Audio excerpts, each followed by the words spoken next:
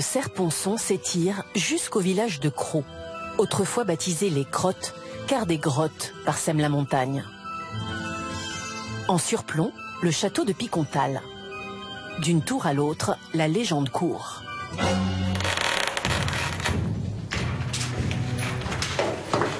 Il y aurait un fantôme qui rôde. Et un trésor inestimable à dénicher. Ils sont plusieurs à le chercher.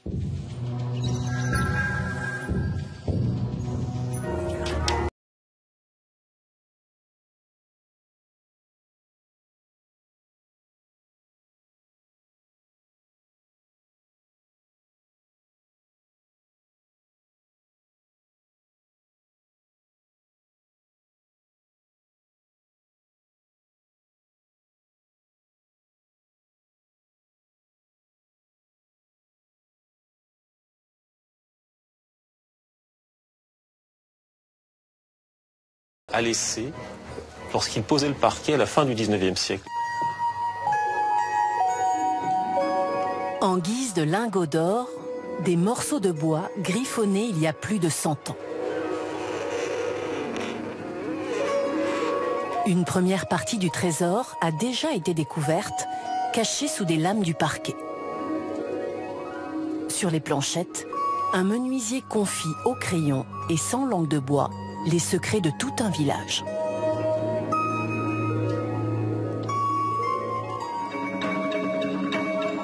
Tout n'a pas été découvert. Le trésor est sans doute beaucoup plus important.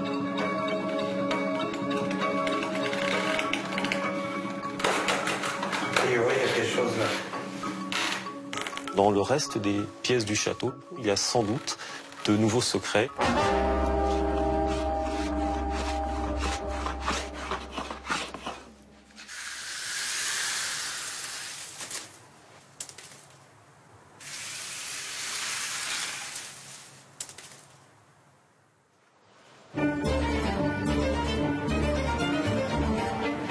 C'est l'histoire d'un blog des temps anciens, d'un manuscrit unique par son support et son contenu. Un homme du peuple y raconte un monde disparu. Jacques-Olivier Boudon, professeur d'histoire à la Sorbonne et spécialiste de l'Empire, a consacré un livre à cette découverte. C'est un puzzle car on a retrouvé ces 72 morceaux de bois sans savoir exactement dans quel ordre ils avaient été disposés, écrits sous les planchers du château.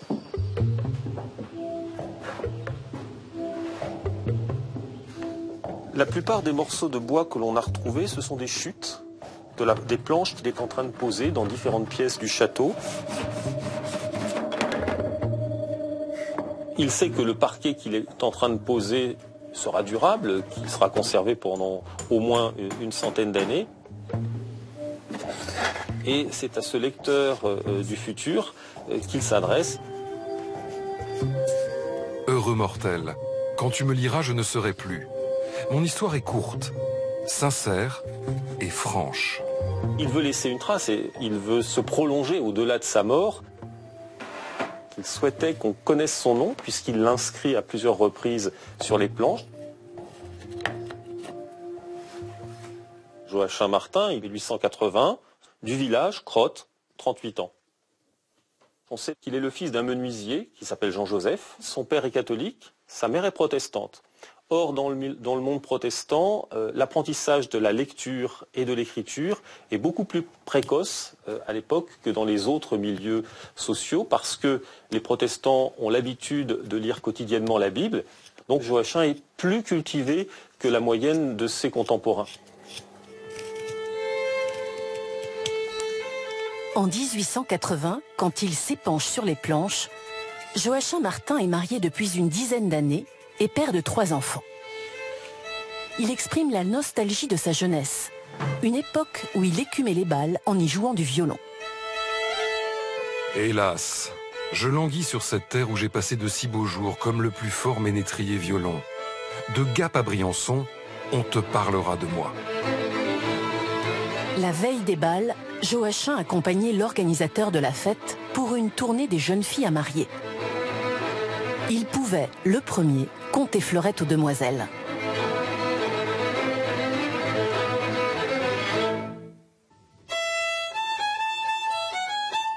De 15 à 25 ans, je faisais peu et dépensais beaucoup, ne vivant que d'amour et d'eau de vie. Il a vécu d'amour et d'eau de vie, précise-t-il, pas d'eau fraîche, d'eau de vie. Autrement dit, il a mené une vie un peu dissolue.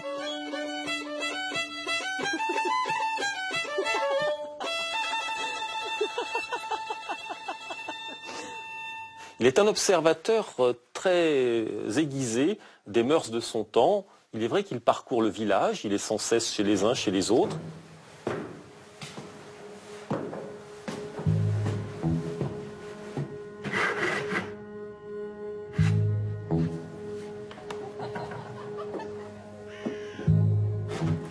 Et il observe notamment les relations extra-conjugales des villageois, et il cite de très nombreux cas. Monsieur Berthe, maire, avec la fille Philippe, à qui il a laissé la maison carrée pour le prix de 18 ans de service de cul. Autrement dit, pendant 18 ans, la fille Philippe a été la maîtresse du maire Berthe. Ce pourrait être des affabulations, mais le testament de Berthe confirme bien qu'il a légué à cette femme 6 000 francs, ce qui veut dire qu'en plus de la maison, elle a reçu aussi de l'argent. J'ai pu constater, en croisant les sources, que tout ce qu'il nous disait sous les planches, à 80% en tout cas, était vrai. 20% des écrits conservent encore leur mystère.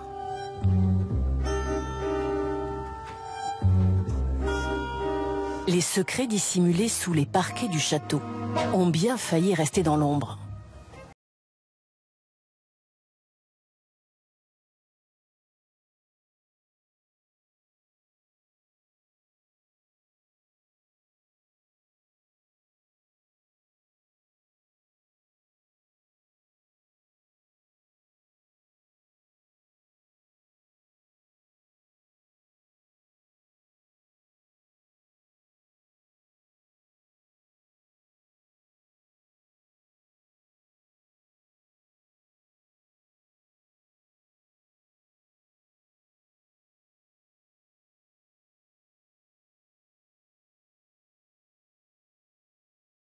Donc au-dessus de cette salle, au-dessus de cette voûte, juste au-dessus, puisqu'on va casser la voûte, donc il faut retirer le parquet qui est posé. Et là, on a tout retiré, et c'est là que Jeannot a commencé à ramasser les morceaux de bois. Mais bon, là, on en voit des planchettes, là où encore une, là où en travers et tout. Au premier plan, on voit une planchette.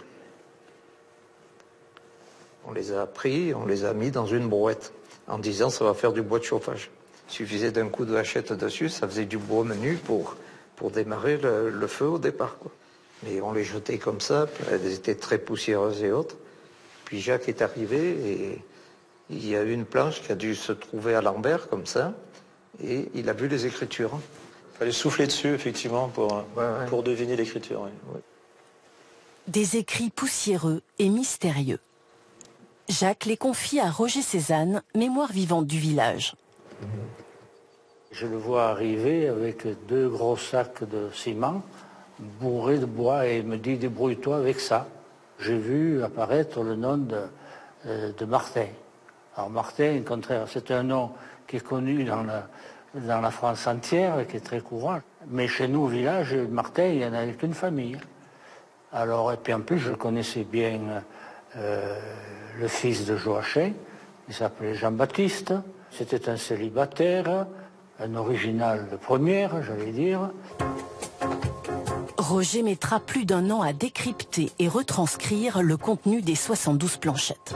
Je ne sais pas si Joachim a réalisé qu'il fallait quand même un sacré concours de circonstances pour arriver à les retrouver. Parce qu'il a oublié que le château pouvait brûler, qu'elles allaient se dégrader, ou que tout simplement, on ne retirerait pas le parquet pendant des siècles, ce qui était également possible.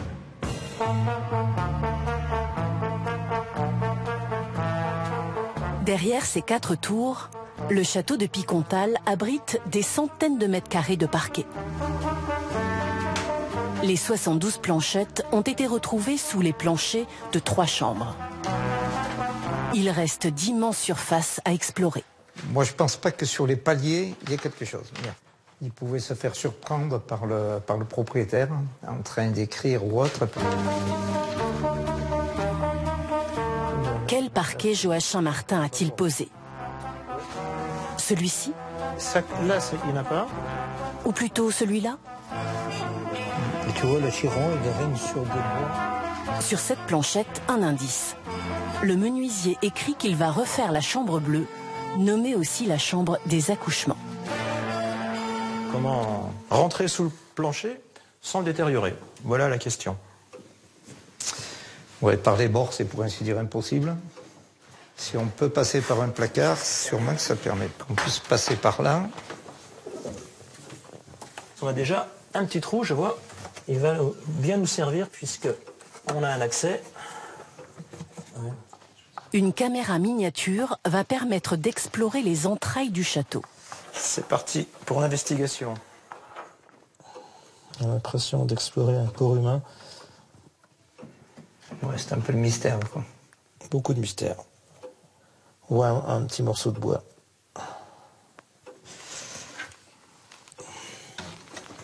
Tu peux pas aller plus. J'ai pu explorer jusqu'ici environ, mais exploration très limitée.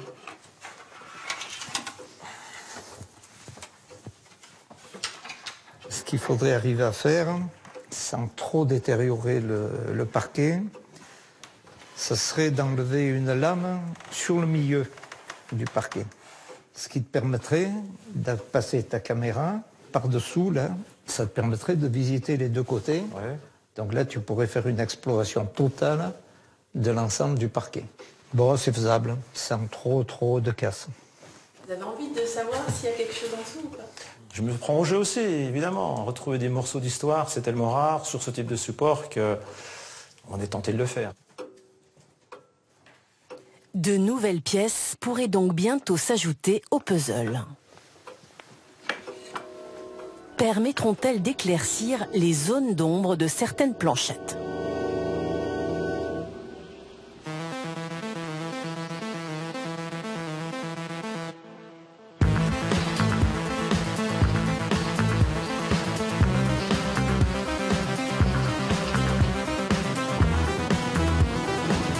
Le hasard a bien fait les choses. Jacques-Olivier Boudon a découvert l'existence des planchettes en séjournant dans une chambre d'hôte du château. Depuis, l'historien s'attelle à vérifier et à compléter les écrits du menuisier. Que nous réserve cet album? Il explore les archives de Joseph Roman, le châtelain qui employait Joachim. Joseph Roman lui-même. Le voici en notable, avec l'habit. Les grandes familles de notables gardent des archives. C'est finalement une manière de laisser une trace, de manière différente de Joachim. Là, ça n'est pas dissimulé. Les archives de la famille Roman sont contenues dans 120 cartons. Le problème, c'est que c'est une aiguille dans une botte de foin.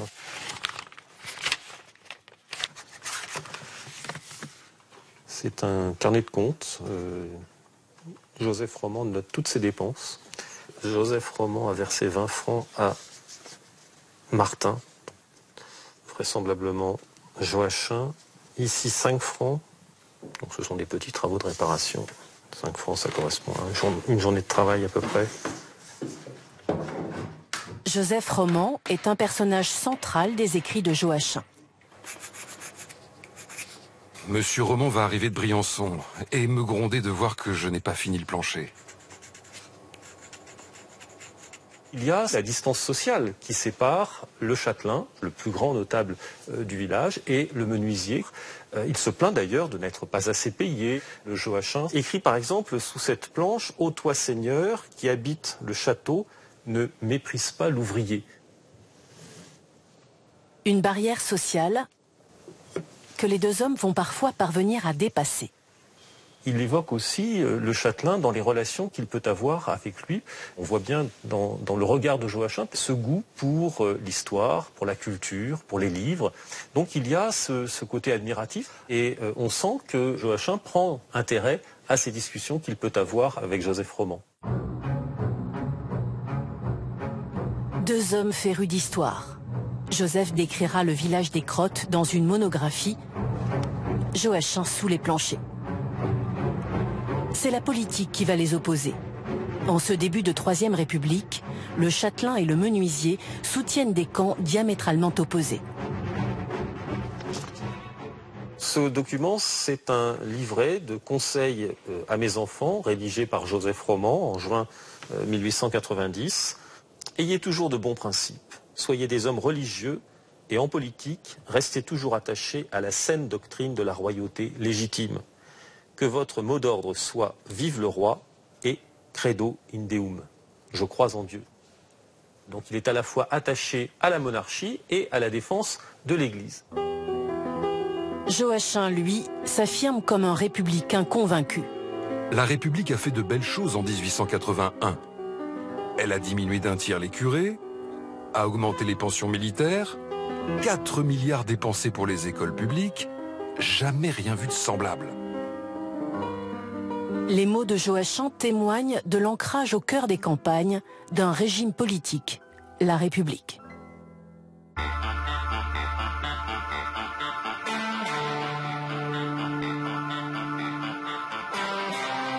Jacques-Olivier Boudon est en quête d'autres écrits de Joachim pour compléter son récit. Les indices laissés sur les planches du château le mettent sur la piste d'une vaste demeure du village. 16 août 1880. Adieu pour quelques jours. Je vais faire les planchers chez le docteur Chevalier.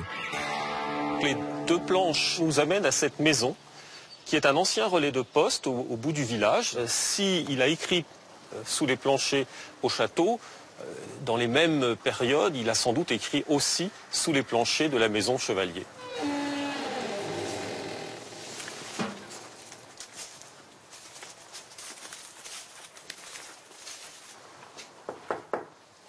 Bonjour madame. Bonjour monsieur. Vous voulez rentrer? Je vais vous... Naturellement, j'ai lu votre livre, que j'ai là.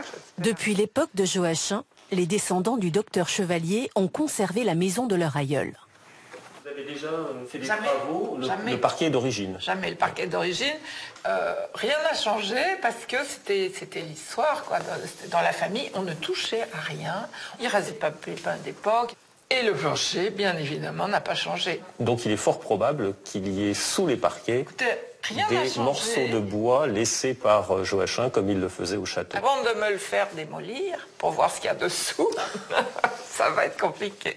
Peut-être qu'un expert pourrait trouver un moyen de faire des sondages. Il se trouve que je suis venu avec un charpentier qui pourrait vous donner des conseils et vous dire ce qu'il en pense.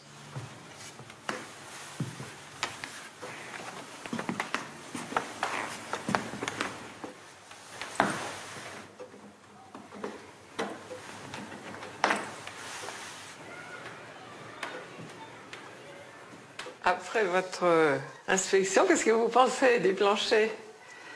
En disant que le plancher, il a été fait par un homme de l'art, ça c'est certain.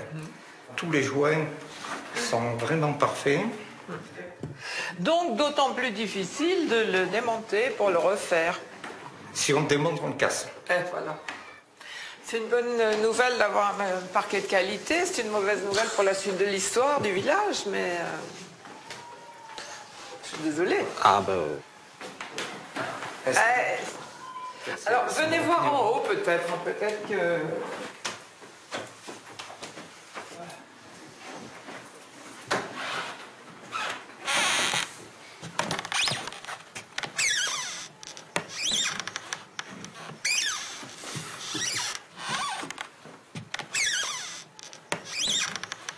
Oui, là, je pense qu'il doit y avoir peut-être pas mal de chutes. Généralement, quand on arrive au bord, il faut couper. Et tous ces bouts, ça lui fait des ardoises pour pouvoir écrire. Du coup, on peut enlever une latte pour voir dessous? Ah là, oui, ou pas? là c'est beaucoup plus simple. Là, Il suffit de passer une lame fine entre deux, mettons, vous voyez ceux deux là qui ont déjà un vide, et après on arrive à sortir la planche. Ce qui permet d'avoir une vision de chaque côté. Je vais vous montrer une chambre. Donc voilà. Il pouvait avoir fait une chute là-bas, et puis mettons s'asseoir là, mettons en cassant la croûte et écrire, et puis le laisser là au milieu. Ça se peut aussi.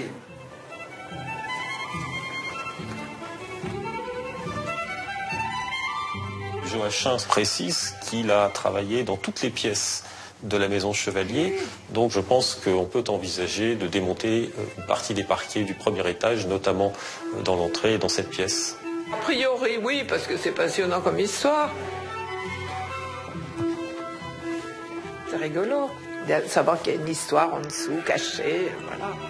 Vous ne craignez pas des révélations sur vos aïeux Non, ça, j'ai aucune crainte de ce côté-là. Il ne faut pas juger cette époque avec nos yeux actuels, parce que sinon, c'est une époque monstrueuse, pas nos yeux, mais c'était différent, on ne peut pas juger.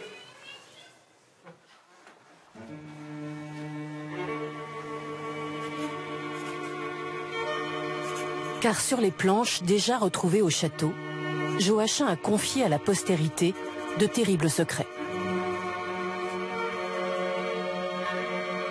Je passais à minuit devant la porte d'une écurie. J'entendis des gémissements. C'était la concubine d'un de mes grands camarades qui accouchait. De leur vie de cochon, elle a accouché de 6 enfants, 4 sont enterrés dans la dite écurie. Horreur, mon cœur se soulève. Joachim a été profondément marqué, traumatisé par cet événement. Je pense que c'est un des éléments qui explique qu'il se soit autant livré sous les planches. Sous une autre planche, Joachim évoque les raisons pour lesquelles il ne parle pas. Je n'avais que dire un mot et allonger le doigt droit à l'écurie, toutes en détention. Donc il signifie par là que s'il les avait dénoncés, ils auraient été en prison. Eh bien non, précise-t-il, c'est mon ami d'enfance, je ne le ferai pas, sa mère est la maîtresse à mon père. Donc les solidarités villageoises apparaissent à travers ses propos. Il aurait pu écrire des lettres anonymes, comme cela se fait dans un certain nombre de villages. Il aurait pu dénoncer des coupables de crimes à la justice, mais il se refuse à le faire. Donc c'est sous les planches qu'il va s'exprimer et livrer des secrets qu'il ne veut pas conserver en lui. Sous le plancher, Joachim ne dissimule rien. Il livre les faits, les lieux, les noms.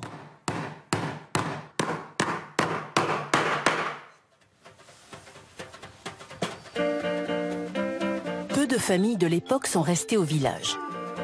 L'exode rural s'est accéléré avec l'arrivée du train dans la région en 1881. La famille de Joachim va aussi se disperser. 2 de ses 3 enfants quitteront la région et se perdront de vue. Yolande se rend pour la première fois dans les Hautes-Alpes, le berceau de la famille. Je pars sur les traces de mes ancêtres. Joachim est mon arrière-arrière-grand-père, alors que moi je suis descendante de Casimir, qui était son plus jeune fils. Je pars faire connaissance avec des cousines issues de Germain, dont j'avais jamais entendu parler il y a encore 3-4 mois. Voilà, c'est un retour sur le passé. Avant la découverte des planchettes, aucun des descendants de Joachim n'avait entendu parler de lui. Ces écrits réaniment une mémoire familiale effacée et vont permettre aux 2 branches de la famille de faire connaissance. Yvette et sa fille Jacqueline sont les seules à maintenir un lien avec le village de Crau. Bonjour Étienne. Je suis ravie de faire votre connaissance et c'est émouvant de se retrouver comme ça. Bonjour Yvette. Ça va? Ça me fait très plaisir. Oui, moi aussi. Je suis vraiment heureuse de vous rencontrer. C'est inattendu. C'est un petit miracle. Oui, on pourrait appeler ça comme ça, effectivement. Donc votre grand-père est le fils de Casimir, c'est ça? Absolument. Bon, je l'ai connu, mon grand-père, je me souviens bien de lui. Il me racontait des anecdotes quand il était plus jeune, etc. Mais c'est vrai qu'on ne pose pas cette question. Puis après, on se rend compte qu'il est trop tard, que la mémoire de la famille est partie et on reste avec des albums photos sans indication et on regrette un peu.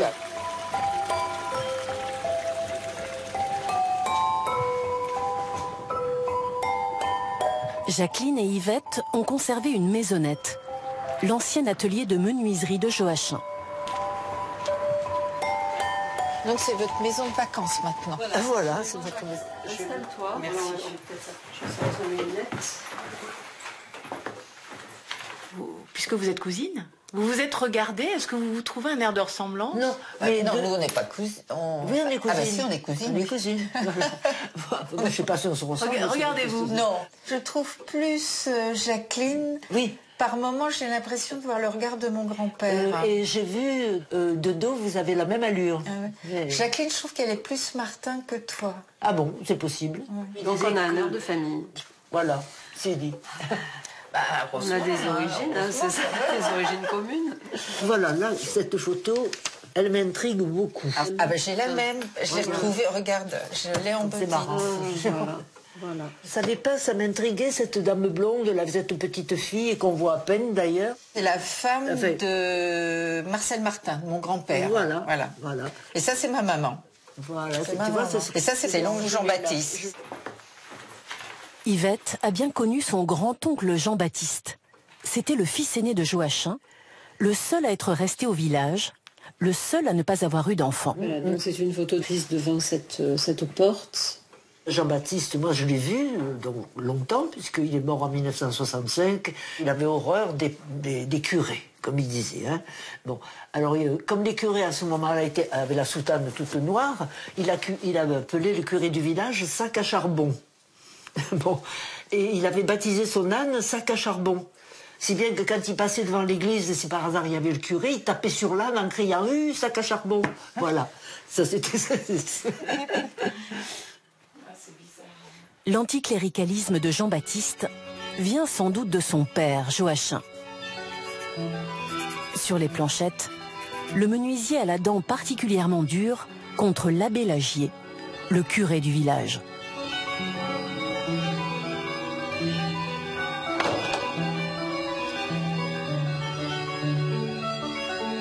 Notre curé, grand, maigre, couleur pourriture jaune. Je lui trouve un grand défaut de trop s'occuper des ménages, de la manière que l'on baisse sa femme, combien de fois par mois. Je ne sais combien de choses il a demandé et défendu à toutes les femmes du quartier. De quel droit, misérable, qu'on le pende, ce cochon.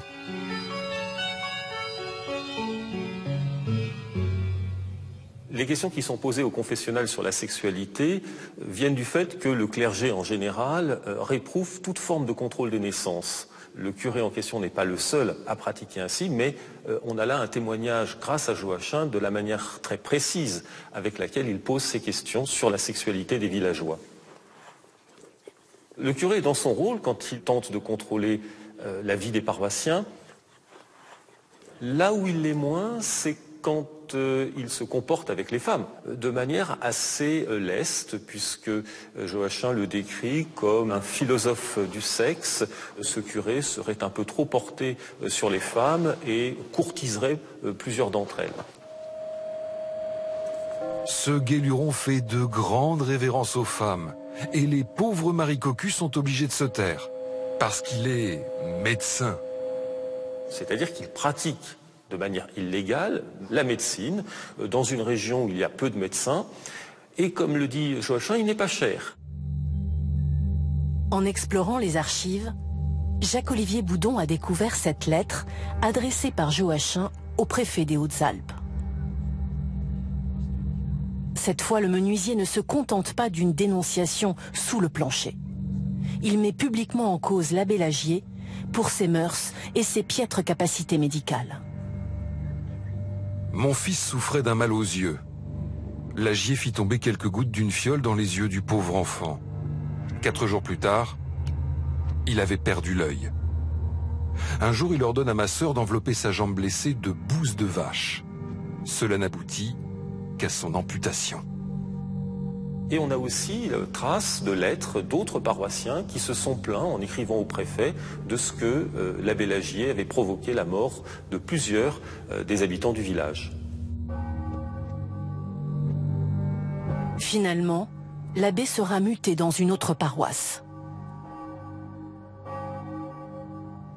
L'antagonisme entre Joachim et l'abbé Lagier a incontestablement accéléré le détachement à l'égard des pratiques religieuses et la naissance d'un sentiment anticlérical, un processus que l'on constate pour le reste du village et de la région.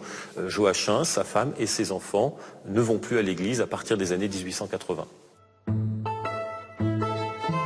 L'histoire de Joachim témoigne d'une époque où la laïcité devient un des piliers de la société française.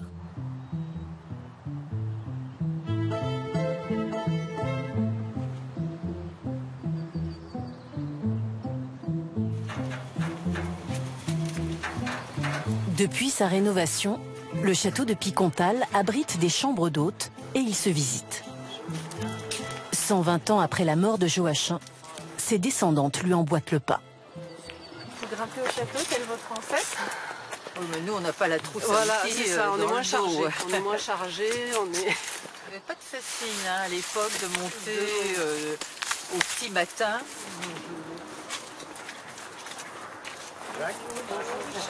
Jacques Jacquet, bonjour.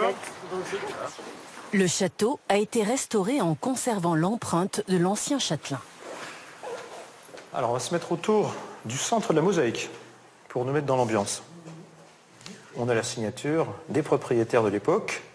Le J, c'est Joseph. Le I, c'est son épouse Isabelle, la peintre. Roman Damat, c'est le nom de famille.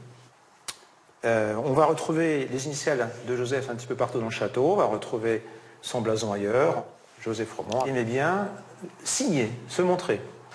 Ouais. Et Roman s'expose, Joachim se cache. C'est ça. Ça vous tente de faire un tour dans la tour? Ah oui. C'est la tour où il y a la chapelle. Une chapelle peinte sous les yeux de Joachim par Isabelle la châtelaine. L'ensemble de la chapelle est décoré par la vie de Saint-Louis. C'est Saint-Louis, oui. On peut voir la famille Roman avec Isabelle Reynaud qui est avec cette cape jaune qui s'est donc représentée. Ses 3 enfants, à l'époque, à la fin des années 80, elle n'en a encore que 3, elle en aura 5 au total. Et puis son mari, Joseph Roman, qui tient le glaive. Le salon de Joseph Roman. Alors, exceptionnellement, pour vous, mesdames, vous aurez accès aux œuvres de Joachim. Vous pourrez les toucher. J'ouvre.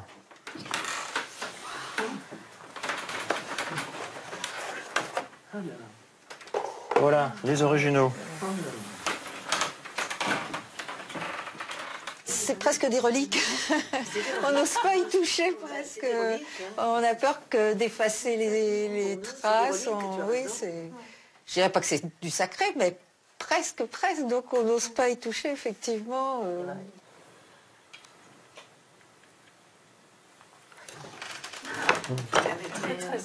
Ouais. Je suis très émue de les voir en réalité et vraiment de pouvoir les toucher. C'est voilà, c'est. Et là, il dit à son lecteur: sois plus sage et tu seras heureux. Martin. Je me sens vraiment reliée à cette histoire. Jacqueline a fouillé dans les archives familiales, dans de vieux albums jamais ouverts. Nul n'aurait imaginé rêver ce qu'elle y a découvert. J'ai une petite surprise. On a découvert des photos. Déjà, celle-là, elle est pas mal. Alors celle-ci, écoutez. C'est très vraisemblablement Joachim. Avec son violon. Avec son violon. Donc c'est très vraisemblablement Joachim. Sa mère et sa grand-mère, sans doute, ou sa femme. Probablement sa femme. Sa femme, voilà. Et sa mère. Voilà, ou bien Non, Marie Adélaïde, c'est ça. Un grand voyage dans le temps, là. Oui. Voir le visage de Alors ça, c'est... Joachim, c'est étonnant, avec son violon, Extrêmement troublant. sa moustache. Il pourrait s'agir de Jean-Joseph, donc le père de Joachim. Et là, il y a des traits similaires, hein, quand même. Il est beaucoup plus probable que ce soit Joachim lui-même, dans la mesure où là on a affaire à un homme qui n'a pas plus d'une trentaine d'années. J'en conclus qu'on a plutôt face à nous Joachim. Je pense qu'il ne s'agit pas du père, effectivement, parce que si le père est jeune, ça nous ramène dans les années 1830-40 et la photo n'existait pas. Exactement. oui, Voilà. Je trouve que ça rajoute une dimension à cette histoire. C'est vraiment très... Je ne sais pas comment l'exprimer, mais c'est très émouvant de voir ça.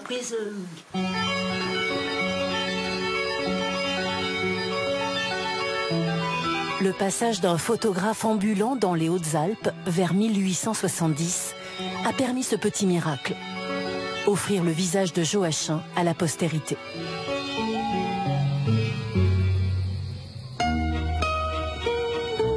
Et si le menuisier n'en finissait pas de ressurgir? Sur les hauteurs du village, au hameau du Forest, d'autres écrits ont été découverts sous un plancher. Ils ne sont pas signés. J'ai apporté un modèle qui vient du château de Picontal pour pouvoir comparer les écritures et constater si ces écrits sont bel et bien de Joachim.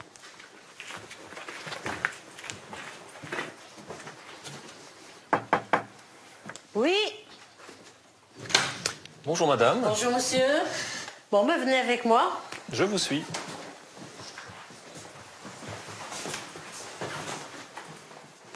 Donc voilà les fameuses planches là. Donc qui sont là. Que vous aviez trouvé dans cette pièce. Donc vous voyez le plancher, en fait, j'avais fait refaire qu'une partie. Et donc le menuisier qui est venu. Et donc voilà ce qu'il m'a donné. 1874, maison à Bosc, époux de Rosalie Roux, âgé de 30 ans environ. Donc ça, ce sont mes arrière-grands-parents. Ça peut coller avec Joachim Martin, ça? Ah, ça peut tout à fait coller, surtout que j'ai quand même le sentiment que les lettres sont assez conformes à celles qu'on trouve sous les planches. Par exemple, le D ou le G sont formés de la même façon.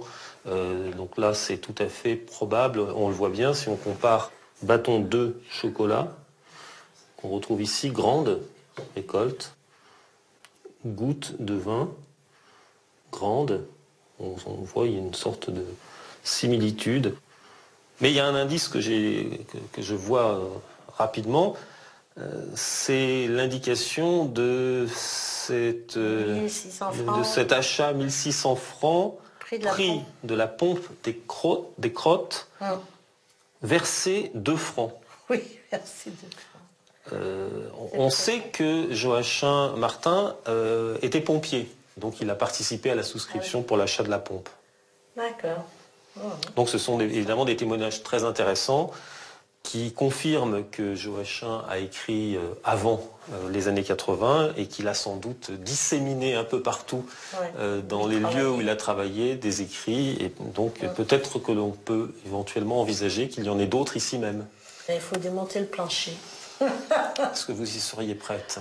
Ah, je sais pas si on me le remonte. Oui, peut-être. Un jour, peut-être, ce vieux parquet dévoilera d'autres messages d'outre-tombe. Alors là, c'est pas Joachim, mais je voulais vous montrer ce papier. Donc ce papier, alors je vous explique, c'est un peu long. Disons que il y avait le lit de ma grand-mère. J'ai demandé à un menuisier, il m'a proposé de l'agrandir. Il a trouvé ce papier, donc de Martin Désiré. 1896. Alors, c'est peut-être un des fils, donc qui était menuisier, puisque c'est lui qui avait fait le lit. C'est sans doute Jean-Baptiste, qui était aussi surnommé Désiré, et on est dans une tradition de signature des meubles, simplement, comme son père, il dissimule. C'est amusant, quoi.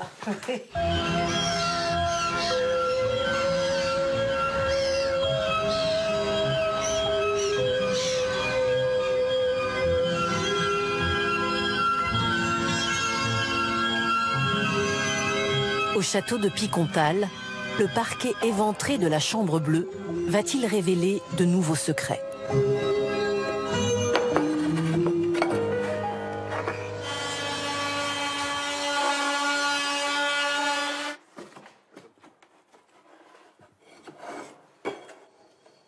Qu'est-ce qu'il dirait, Joachim? Il y a une forte chance pour qu'il ait laissé des planches avec des écrits. Vous êtes confiant? Très confiant. C'est bon, arrête. Le parquet Queen. Ouais, j'espère que ça va pas péter, là. Ah, top, stop, là, et ça casse, là. Casser, ça me gêne. Démonter, non.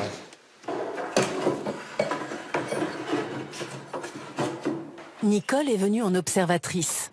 Elle hésite encore à démonter les parquets de Joachim dans sa propre maison. Elle voudrait s'assurer qu'on peut explorer sans trop de casse. Pour l'instant, ça a l'air simple de démonter quelques lattes. En tout cas, c'est pas très compliqué. Force pas, là. Ça vient. Ça vient, c'est bon.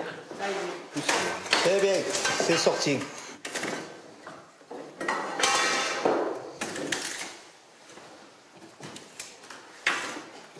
C'est un morceau de bois, mais ça n'a pas l'air d'être une planche. Hein. Je crois pas qu'il y ait rien d'écrit dessus. Ça, c'est un morceau de planche aussi, mais qui a été cassé, mais il n'y a rien d'écrit non plus. Il y a que des gros cailloux. Il n'a pas écrit dessus par hasard, non?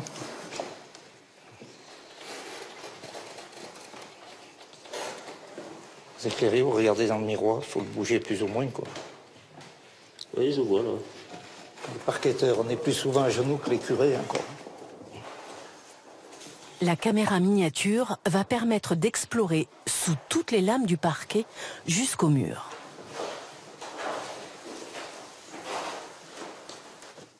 Ah, qu'est-ce qu'on voit en bas à droite, là?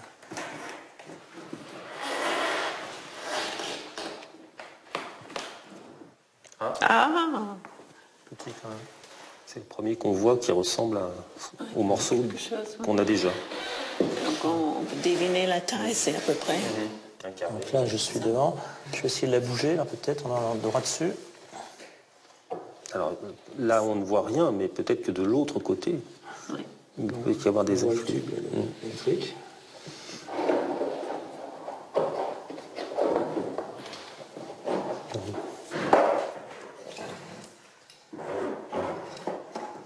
Ah voilà, tu vas bien rapprocher. Je peux peut-être l'attraper maintenant.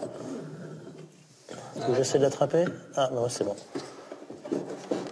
Viens, bouge pas. Allez, là. Et pousse la pain, efface pas ce qu'il y a écrit dessus. Hein. Il y a déjà un trait. Un trait de crayon. Tiens. Ouais. Alors,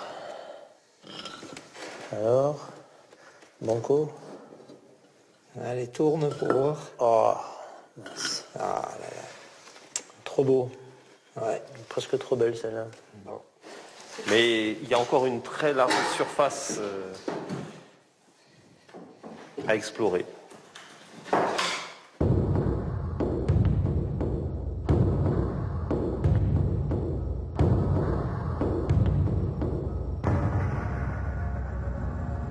C'est un échantillon là, de tout ce qu'on a trouvé. Malheureusement, pas de message. Déçu d'avoir démonté le plancher pour rien, mais enfin bon. Mais bon, c'est le jeu. Hein. Pour avoir le cœur net. Ouais, non, mais il fallait. Je crois qu'il fallait. Ce qui laisse penser soit que Joachim n'a pas écrit dans cette pièce, soit que quelqu'un a déjà découvert le trésor et s'en est emparé sans révéler ce qu'il avait découvert. Il y a plus de chances d'en trouver chez vous, je pense, qu'ici. Non, mais c'est vrai, parce que la façon dont est fait le plancher là-bas, il a été obligé de faire beaucoup plus de coupes. Et il se peut qu'à un moment ou à un autre, il ait eu quelque chose à écrire. Hein. Bon, après tout, on peut avoir toujours une bonne surprise. Ça vaut peut-être le coup quand même de démonter quelques lattes pour aller voir. Chez vous? Oui, s'il y a toujours des amateurs de démontage de plancher, on peut toujours essayer d'aller voir déjà dans une petite chambre. Si on pouvait finir d'écrire l'histoire, hein, ça serait pas mal. On va pas lâcher prise comme ça.